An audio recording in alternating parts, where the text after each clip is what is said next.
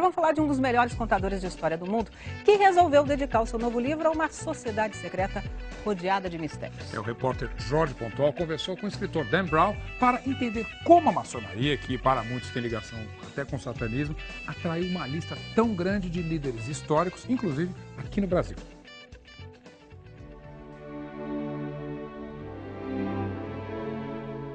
O mistério da maçonaria é o principal ingrediente do novo sucesso do escritor Dan Brown, O Símbolo Perdido.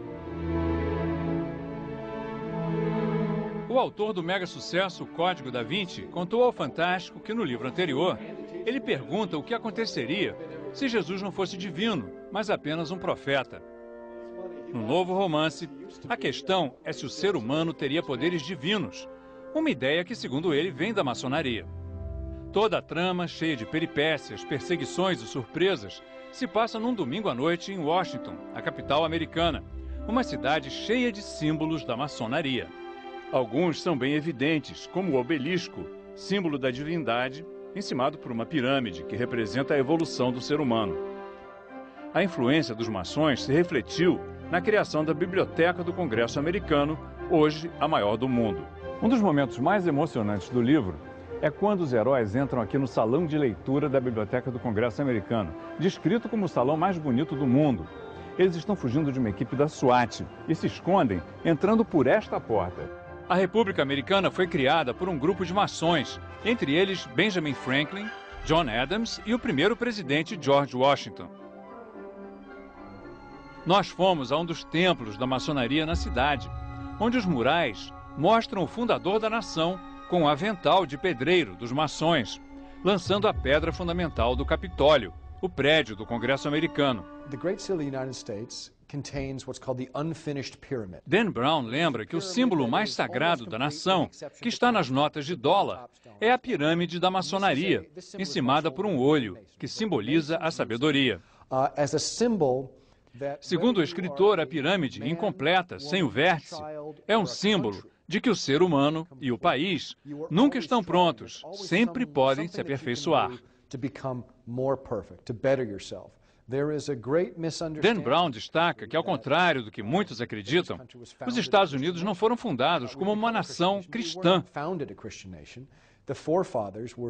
Os fundadores eram maçons que seguiam o deísmo, uma religião universal, que usa os símbolos de todas as crenças e acredita que todos os homens nascem iguais, com o direito à liberdade de culto. Sobre o altar do templo maçom estão os livros das principais religiões. Não só a Bíblia cristã, como a Torá dos judeus, o Corão dos muçulmanos e as escrituras de outras tradições. O salão deste templo, na capital americana, é o cenário da cena final do livro de Dan Brown e certamente será recriado com muito mais colorido quando o filme for feito. O templo é exatamente como Dan Brown descreve. Ali no fundo, o trono, onde se senta o grande comandante soberano da ordem. Aqui, o altar, em torno do qual se realizam os rituais secretos. Mas os maçons negam que o iniciado tenha que tomar sangue de uma caveira, como Dan Brown conta no livro. Segundo eles, isso é só imaginação do autor. O escritor diz que, na verdade, os maçons usam vinho em vez de sangue, mas insiste que a caveira é usada no ritual da quinta libação, descrito num livro por um dos primeiros presidentes dos Estados Unidos, John Adams.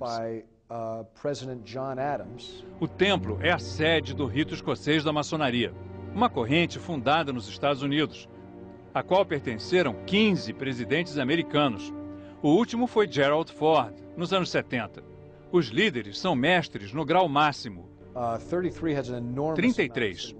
Segundo Dan Brown, esse é um número místico, a idade de Cristo ao ser crucificado e o número de vértebras da nossa coluna vertebral. Muitos, em especial os fundamentalistas cristãos, atacam a maçonaria como um culto satânico. Mas Dan Brown insiste que os símbolos e rituais da maçonaria não são sinistros nem malignos, pelo contrário. Significam tolerância religiosa e espiritualidade universal. Para Dan Brown, o importante é que as pessoas procurem entender os símbolos e as crenças dos outros e tenham menos preconceitos. Start to eradicate some of that prejudice.